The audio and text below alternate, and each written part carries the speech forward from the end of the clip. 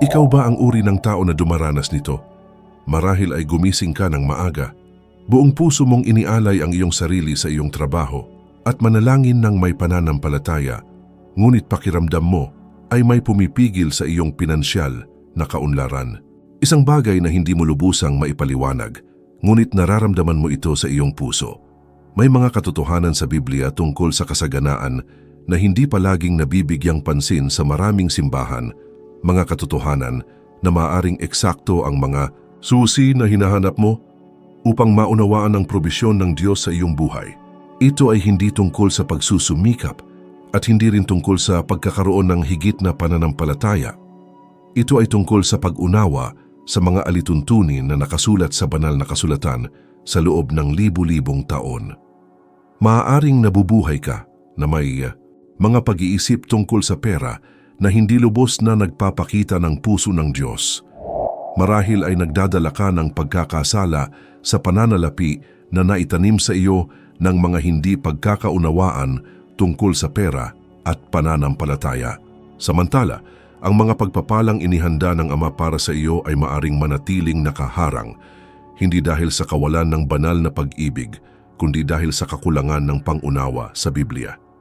Sa video na ito, makakatanggap ka ng mga aral na maaaring maging linya ng paghahati sa pagitan ng kakapusan na pag-iisip, na maaaring alam mo na at ang pag-unawa sa kasaganaan na nais ng Diyos para sa iyo. Huwag umalis bago matanggap kung ano ang gustong ituro sa iyo ng salita ngayon, dahil maaaring ito mismo ang hinahanap ng iyong puso sa lahat ng panahon. Sa mahabang panahon, ang ilang sangay ng Kristyanismo ay labis na nagbigay diin sa kahirapan bilang isang espiritual na kabutihan. Bagamat ang kasiyahan ay tiyak na isang biblikal na birtud, hindi ito nangangahulugan na ang Diyos ay nagagalak sa kakulangan o pangangailangan ng kanyang mga anak.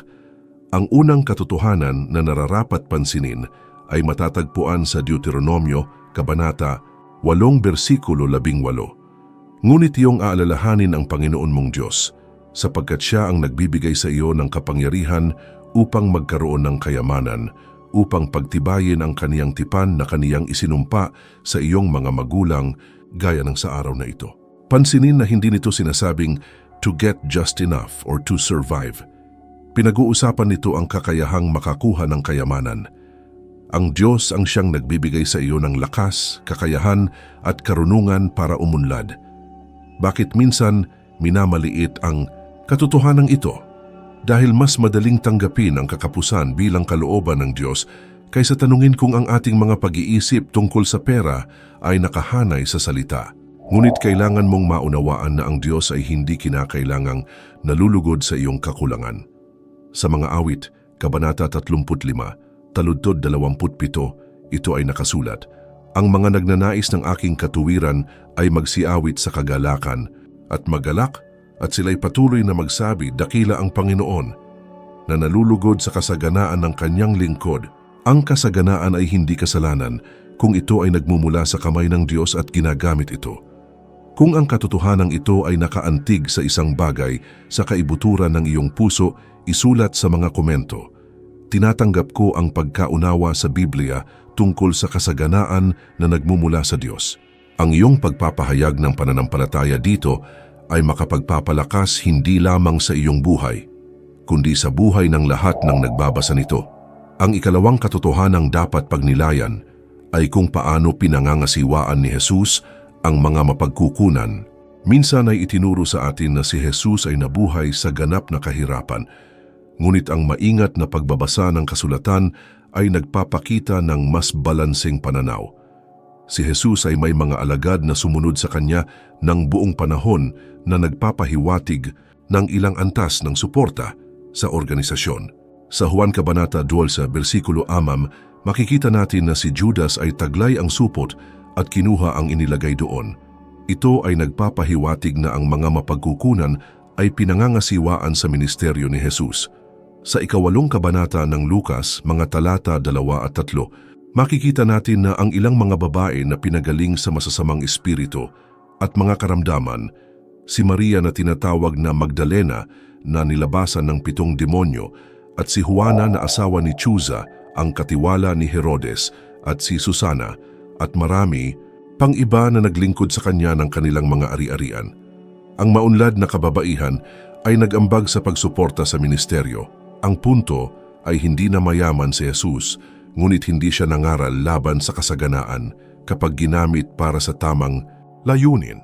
Namuhay si Jesus na may tiyak na layunin at sapat na mapagkukunan upang matupad ang kanyang misyon. Hindi niya kailanman itinuro na ang isang tao ay dapat mamuhay sa hindi kinakailangang kakulangan. Sa Juan Kabanata 10, versikulo 10, sinabi ni Jesus, ang magnanakaw ay dumarating lamang upang magnakaw at pumatay at pumuksa. Ako ay naparito upang sila'y magkaroon ng buhay at magkaroon nito ng higit na sagana. Ang kasaganaan ay hindi lamang espiritual. Ito ay isang buong buhay na maaaring magsama ng sapat na material na probisyon. Nilikha ka ng Diyos upang magkaroon ng sapat na mapagkukunan upang matupad ang kanyang mga layunin, hindi lamang upang mabuhay. Nais niyang maging ilog ka ng mga pagpapala, hindi isang tuyong balon ng patuloy na pangangailangan. Ang ikatlong katotohanan na dapat maunawaan ay ang tunay na kahulugan ng salitang kaunlaran sa orihinal na kasulatan. Sa Hebreo, ang salitang Shalom ay hindi lamang nangangahulugan ng kapayapaan. Ito ay nangangahulugan ng pagkakumpleto, kabuuan, walang nawawala at walang sira sa iyong buhay. Kabilang dito ang kalusugan, relasyon, pananalapi at layunin. Sa ikatlong Juan, talatang 2 nakasulat, Mga minamahal, idinadalangin ko na sa lahat ng bagay ay guminhawa ka at nasa kalusugan gaya ng pag-unlad ng iyong kaluluwa. Ang pananalitang upang umunlad sa orihinal na Griego ay euodo, na nangangahulugang umunlad, magkaroon ng tagumpay, magkaroon ng magandang paglalakbay. Nais ng Diyos na umunlad ka sa bawat lugar ng iyong buhay. Nang ang Diyos ay nakipagtipan kay Abraham, hindi lamang siya nangako ng espiritual na pagpapala. Nangako siya na siya ay magiging ama ng maraming bansa at lubos siyang pagpapalain. Ang Genesis Kabanata 24, unang talata, ay nagsasabi na si Abraham ay matanda na at pinagpala ng Panginoon si Abraham sa lahat ng paraan. Kabilang dito ang mga alagang hayop, ginto, pilak at mga tagapaglingkod. Si Abraham ay maunlad at ang kasaganaang ito ay hindi naghiwalay sa kanya sa Diyos. Ito ay bunga ng kanyang pakikipagtipan sa Diyos. Pinagpala rin si Isaac sa pananalapi. Si Jacob ay naging maunlad. Pinamahalaan ni Joseph ang mga mapagkukunan ng Ehipto. Ang kaunlaran sa pananalapi ay hindi kaaway ng espiritualidad kapag ito ay nakahanay sa mga banal na layunin. Ang problema ay hindi kailanman pagkakaroon ng pera, ngunit pera pagkakaroon mo. Kaya nga sabi ng unang Timoteo 6 na kabanata, versikulo 10, na ang pag-ibig sa salapi ang ugat ng lahat ng uri ng kasamaan, hindi ang pera mismo, kundi ang hindi maayos na pag-ibig sa pera. Kung naiintindihan mo na ang Diyos ay hindi laban sa iyong kasaganaan, kapag itinuro ng mabuti, ipahayag sa mga komento. Gusto ng Diyos na pagpalain ako sa isang balanseng paraan sa lahat ng mga lugar ng aking buhay. Ang iyong pananampalataya na ipinahayag dito ay maaring makaapekto sa maraming tao. Ang ika-4 na revolusyonaryong katotohanan ay ang pag-iisip ng kaharian laban sa pag-iisip ng kakapusan. Itinuro ni Jesus sa Mateo Kabanata 6, talata 33, Datapuat hanapin muna ang kaharian ng Diyos at ang kaniyang katuwiran, at ang lahat ng mga bagay na ito ay idaragdag sa inyo. Anong mga bagay? Pagkain, inumin, pananamit, mga material na probisyon. Sa kaharian ng Diyos, walang hindi kinakailangang kakulangan. Nang pinakain ni Jesus ang 5,000 lalaki ng 5 tinapay at 2 isda sa Mateo Kabanata 14, 12 basket ang puno ang natira. Ang Diyos ay hindi gumagawa ng mga bagay ayon sa marka kapag siya ay kumilos. Madalas niyang ginagawa ang mga ito ng sagana. Ang problema ay maraming mga Kristiyano ang namumuhay na may kakapusan sa pag-iisip habang naglilingkod sa Diyos ng kasaganaan. Nilikha ka ayon sa larawan ng isang Diyos na lumikha, hindi isang Diyos na limitado. Sinasabi ng Genesis Kabanata 1, versikulo 27, na nilalang ng Diyos ang tao ayon sa kanyang sariling larawan. Ang Hagay Kabanata 2 talatang 8 ay nagpahayag, "Ang pilak ay akin at ang ginto ay akin," sabi ng Panginoon ng mga hukbo. Anak ka ng may-ari ng lahat. Kapag naunawaan mo ito, maaaring magbago ang iyong pag-iisip. Hindi ka nagdadasal na humihingi ng limos. Ipinagdarasal mo ang pagkilala sa iyong posisyon bilang anak at tagapagmana. Sa Roma, Kabanata 8, versikulo 17 isinulat ni Pablo, "At kung mga anak, kung gayon ay mga tagapagmana ng Diyos at mga kasamang tagapagmana ni Kristo, ang pagiging magkasanib na tagapagmana ay nangangahulugan na maaari kang magkaroon ng makabuluhang mga karapatan sa pamana. Hindi ito pagmamalaki, ito ay pagkakakilanlan sa Biblia. Ito ay ang pag-unawa kung sino ka sa pamilya ng Diyos at kung ano ang iyong mga karapatan sa kaharian. Kung ang paghahayag na ito ay nagmumuni-muni sa iyong sariling buhay at nagdudulot sa iyong puso ng pagnanais na ipamuhay ang mga pangako ng Diyos, alamin na ito ay maaring maging katotohanan sa iyong buhay. Kaya i-like ang video na ito bilang isang gawa ng pananampalataya at mag-subscribe sa channel na ito dahil maaari kang magpatuloy sa pagtanggap ng mga katotohanang gustong ihayag ng langit para sa iyong buhay. Ito ay isang lugar kung saan ang mga paghahayag ng Biblia ay patuloy na ibinabahagi at ang mga buhay ay nagbabago sa pamamagitan ng aktibong pananampalataya. Ang pinakamalaking hadlang sa biblikal na kaunlaran ay maaring hindi ang kawalan ng pananampalataya. Maaring ito ay pagkakasala sa relihiyon. Maraming Kristiyano ang itinuro na ang pagnanais ng kaunlaran ay isang kasalanan, na ang pagdarasal para sa material na mga pagpapala ay makalaman, at na ang Diyos ay nalulugod kapag ikaw ay nasa kahirapan sa pananalapi. Ang pagkakasala na ito ay maaaring lumikha ng isang hindi nakikitang hadlang sa pagitan mo at ng mga pagpapala ng Diyos. Nagdarasal ka ngunit sa kaibuturan mo ay nararamdaman mong hindi ka karapat-dapat sa kaunlaran. Nagtatrabaho ka, ngunit pasanin ang pasanin na marahil ang pagiging mayaman sa pananalapi ay ilayo ka sa Panginoon. Sa Galacia, Kabanata 3, talata 13, ipinahayag ni Pablo, "Tinubos tayo ni Kristo mula sa sumpa ng kautusan sa pamamagitan ng pagiging isang sumpa para sa atin, sapagkat nasusulat, sumpa ang bawat isa na nakabitin sa isang puno."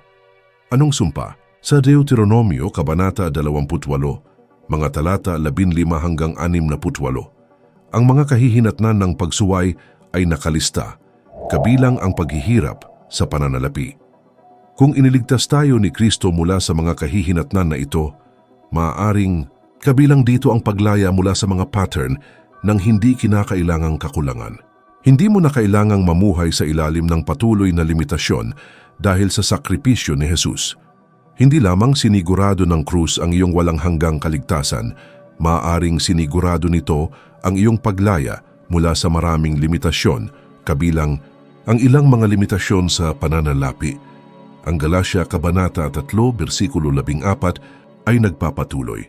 Upang ang pagpapala ni Abraham ay dumating sa mga hentil sa pamamagitan ni Hesukristo, upang ating tanggapin ang pangako ng Espiritu sa pamamagitan ng pananampalataya.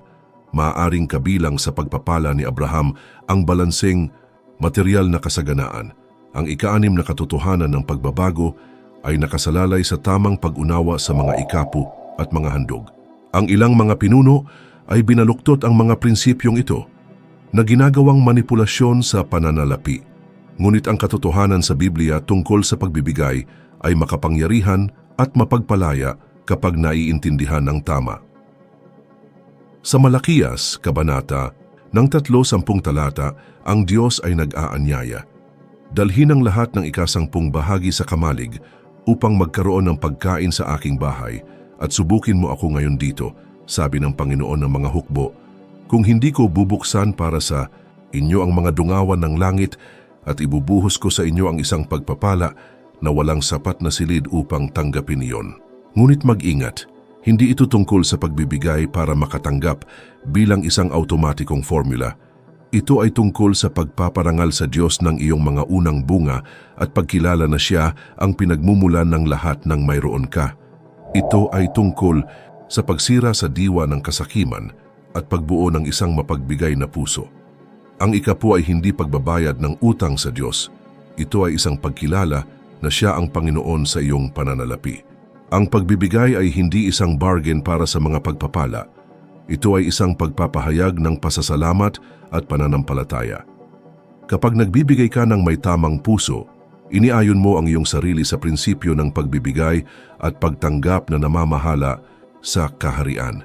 Sa ikalawang mga taga-Korinto, Kabanata 9, ika-6 na talata, itinuro ni Pablo, "Ito ang sinasabi ko, ang naghahasik ng kakaunti ay mag-aani rin ng kakaunti, at ang naghahasik ng sagana ay mag-aani rin ng sagana."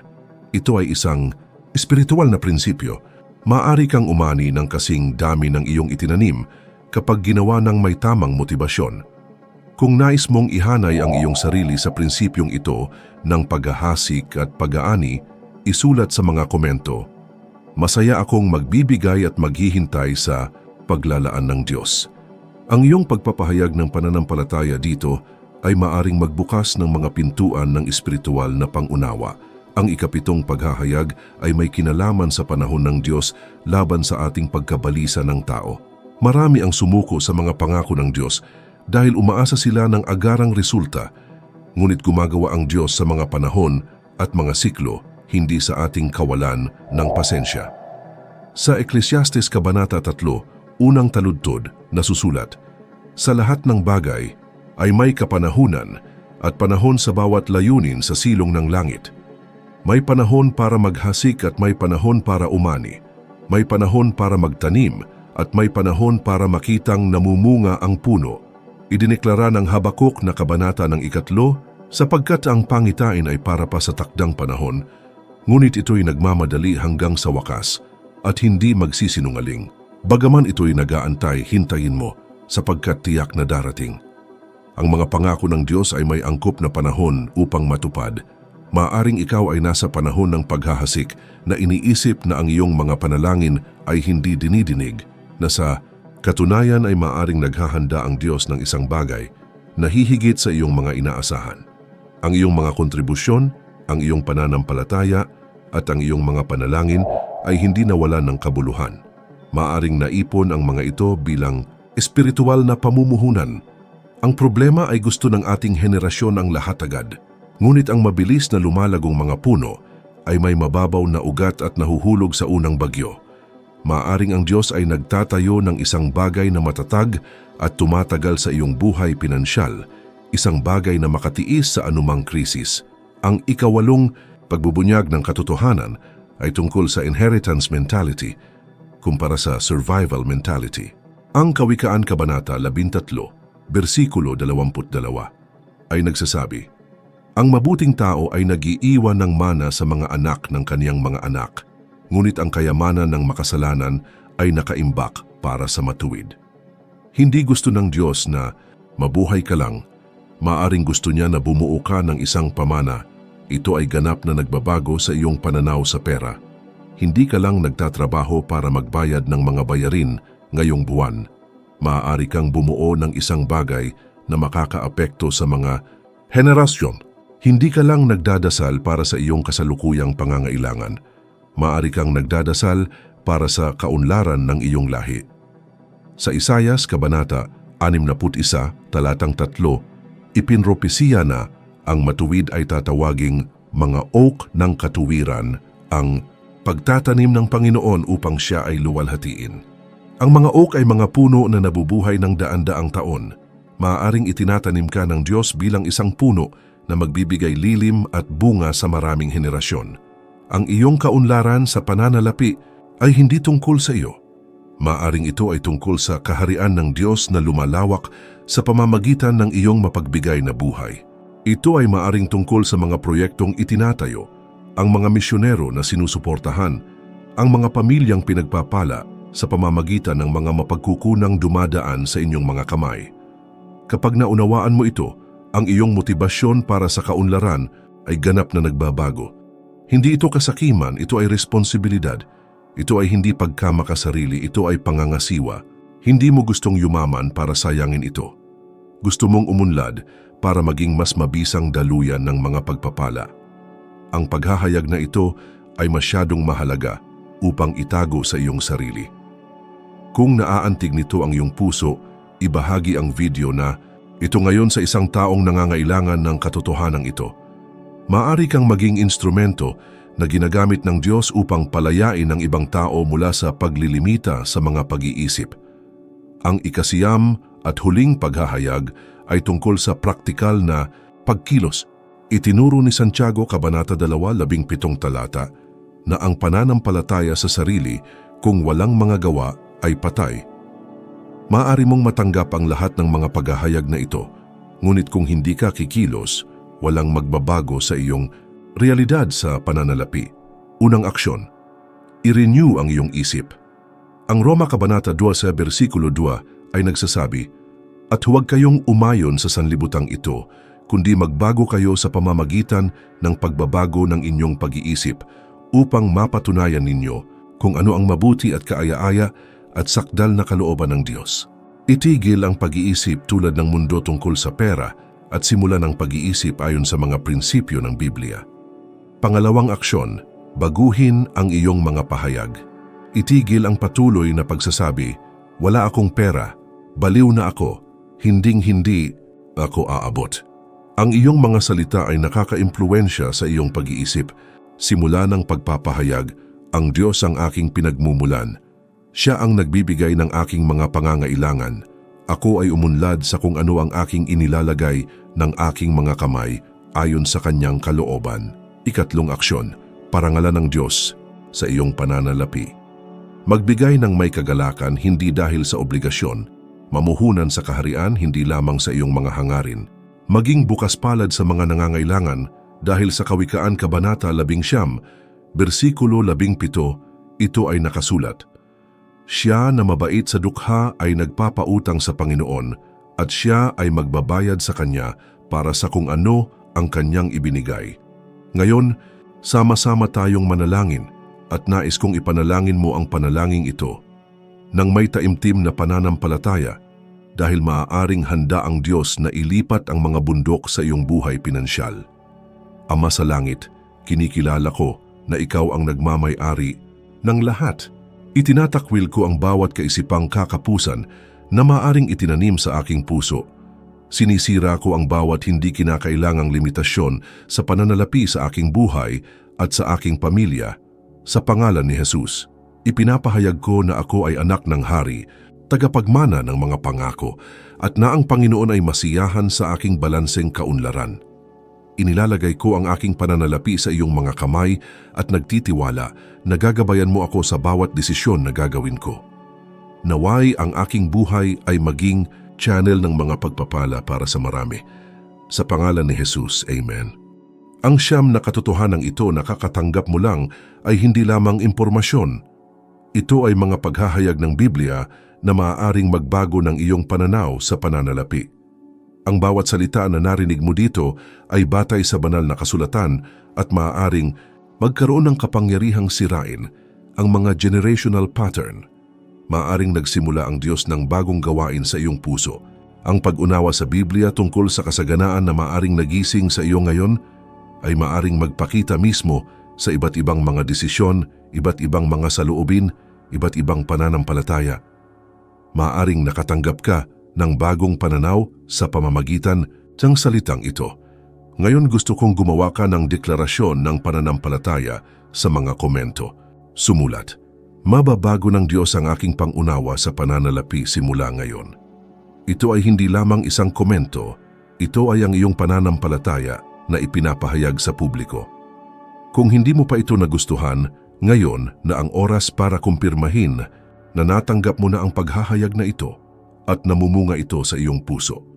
Mag-subscribe sa channel na ito dahil ang salita ay may mas maraming makapangyarihang katotohanan na ihahayag sa iyong buhay. Dito makikita mo ang mga aral na maglalapit sa iyo sa puso ng Diyos at maglalagay sa iyo sa sentro ng kanyang kalooban. Ang susunod na pagtuturo ay maaaring higit pa sa anumang iniisip mo. Mayroong mas malalim na pag-unawa na maaaring magparami ng iyong mga panalangin para sa kaunlaran sa mga paraan nakakaunti lamang ang nakakaalam. Naniniwala ako na maaaring narating mo ito para sa isang layunin. Mag-click sa video na lumalabas sa iyong screen ngayon dahil ang iyong matutuklasan ay maaaring mas makakaapekto kaysa sa lahat ng iyong natanggap. Maaaring marami pang ituturo sa iyo ang salita ngayon,